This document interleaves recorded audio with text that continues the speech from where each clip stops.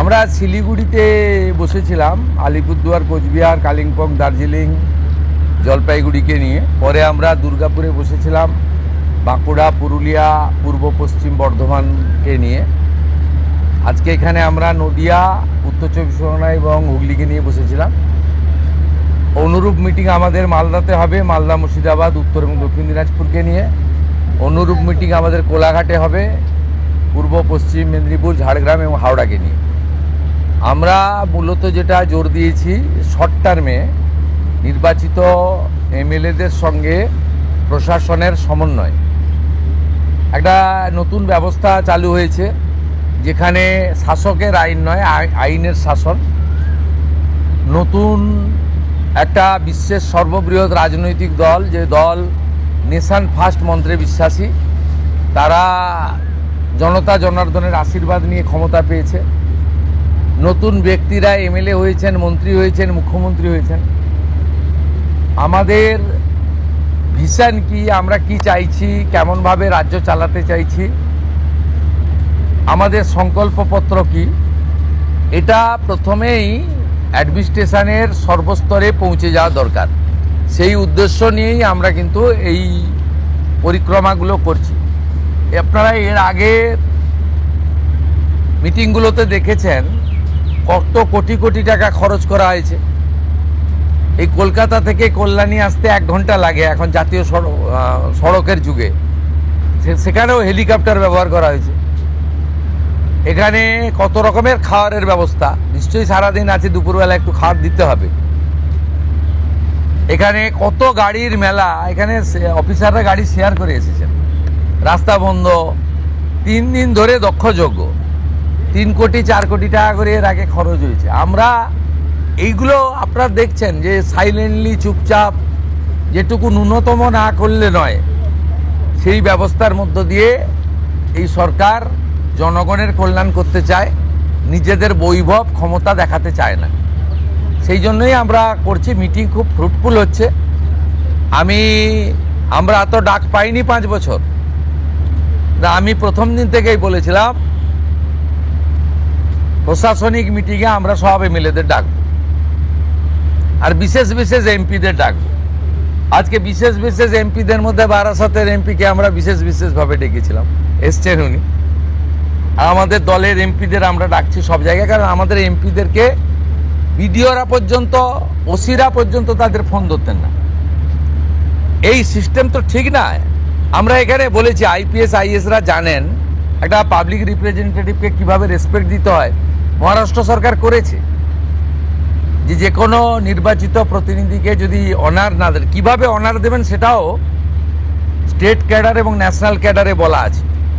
এগুলো আমরা এখানে করেছি, বলেছি। এবং আজকে এখানে বসিরহাটের অনেক অপোজিশনের এমএলএরাও যুক্ত হয়েছিলেন, তাদের মধ্যে একজনকে বলার সুযোগও আমরা দিয়েছি। আমরা চাই যে কেন্দ্র রাজ্য ডবল ইঞ্জিনের সুফল মানুষ পাক, এবং কেবলমাত্র নির্বাচনের সময়ই রাজনৈতিক কচকচানি হোক। সারা বছর আমরা কনস্ট্রাকটিভ আইডিয়া নিয়ে কাজ করি। আপনাদের মাধ্যমে মাননীয় প্রধানমন্ত্রীর 12 বছর সম্পূর্ণ হয়েছে। ভারত সরকার 5ই জুন বিশ্ব পরিবেশ দিবস থেকে 21শে জুন বিশ্ব যোগা দিবস ন্যাশনাল প্রোগ্রাম ডিক্লেয়ার করেছেন।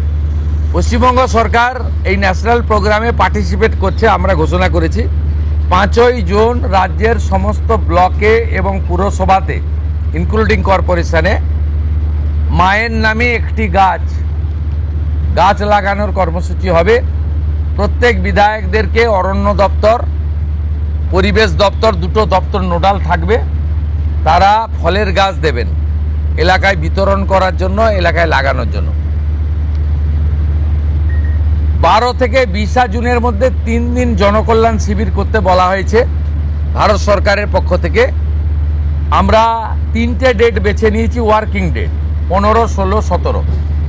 আমরা সিএসের মাধ্যমে প্রশাসনকে বলেছি স্কুলে যেন না হয়, যাতে ক্লাস হ্যাম্পার না হয়।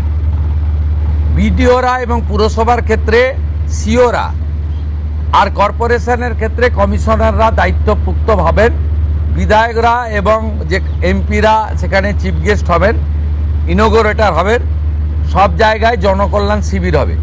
সেখানে ভারত সরকার এবং রাজ্য সরকারের চালু থাকা এবং আগামী দিনে আসতে চলা সমস্ত স্কিম আমরা তার বেনিফিট মানুষকে দেব এবং সচেতন করব। 15, 16, 17 জুন, 21 জুন বিশ্ব যোগা দিবস।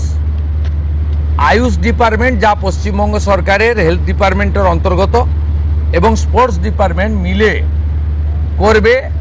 পুলিশ থেকে, স্কুল থেকে, এনসিসি থেকে, নানা এনজিও অর্গানাইজেশন উৎসবের মতো পৃথিবীর 200টা দেশ ভারতের যোগা দিবসকে গ্রহণ করেছে। আমরা বিচ্ছিন্ন ছিলাম, আমরা এবারে যুক্ত হলাম। উৎসবের মতো হবে। আয়ুষ ডিপার্টমেন্টের প্রোটোকল মেলে যেখানে যেখানে পাবলিক যোগা হবে তার আগে 2 দিন রিহার্সাল বা তাদের যা প্রোটোকল আছে, প্রোটোকল ভেঙে হঠাৎ করে যোগা পালন করতে কেউ যাবেন না, ছবি তোলার জন্য যাবেন না, সেই প্রোটোকল মেনে তারা করবেন। আজকে একটা নীতিগত সিদ্ধান্ত নিয়েছি, ক্যাবিনেটে এটা অনুমোদনের জন্য আমি রাখবো। আয়ুষ দপ্তরকে আমরা হেলথ থেকে আলাদা করছি, আমরা আয়ুষ মিনিস্ট্রি আলাদা করব এবং আয়ুষের ক্ষেত্রে আমরা একজন ভালো কম্পিটেন্ট অফিসারকে দায়িত্ব দেব করে আয়ুষের যে অপরচুনিটি রয়েছে গোটা দেশে, সেই অপরচুনিটিকে আমরা কাজে লাগাবো। আজকের সমন্বয় মিটিংয়ে প্রথম হচ্ছে কোঅর্ডিনেশনের কথা বলা হয়েছে, দ্বিতীয় বলা হয়েছে হেলথ সেক্টরকে প্রায়োরিটি দিতে, তৃতীয় বলা হয়েছে প্রি মনসুনের কাজকে প্রায়োরিটি দিতে, 4 বলা হয়েছে স্বাস্থ্যসাথীকে আয়ুষ্মান ভারতে কনভার্ট করা এবং লক্ষ্মীর ভাণ্ডারকে অন্নপূর্ণা যোজনায় কনভার্ট করার কাজ শুরু করা। আগামীকাল বিকেলে নবান্ন থেকে আমি এবং সংশ্লিষ্ট দপ্তরের মাননীয় মন্ত্রী, সিএস, এফএস এবং অন্য আধিকারিকদের উপস্থিতিতে অগ্নিমিত্রা পাল এবং আমি একটি ফর্ম পাবলিশ করব, যেই ফর্ম অন্নপূর্ণা যোজনায় ফিল আপ করতে হবে এবং আমরা কালকেই বিস্তারিত বলবো। কারণ এনরোলমেন্ট যখন যত তাড়াতাড়ি করবেন তত বেনিফিট আমরা দিতে পারবো। আমাদের অন্নপূর্ণা যোজনার প্রক্রিয়াটা শুরু হয়ে যাবে কাল থেকে।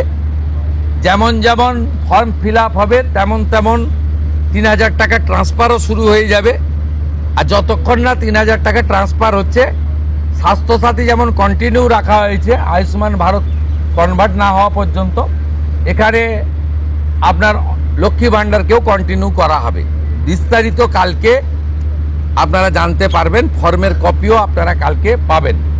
অফলাইন অনলাইন অবশ্যই থাকবে, শুধু পাবলিকের উপরও ছেড়ে দেওয়া হবে না, বিধায়করা নিজ উদ্যোগে ফর্ম ফিল আপ করাবেন এবং সরকারও বিডিওদের নেতৃত্বে প্রত্যেক বাড়িতে বাড়িতে ফর্ম ফিল আপের জন্য সহযোগিতা করার জন্য লোক পাবেন। এবং মাথায় রাখতে হবে, ভারতীয়রাই কেবলমাত্র এই সুযোগ পাবেন, অভারতীয়রাই সুযোগ পাবেন না।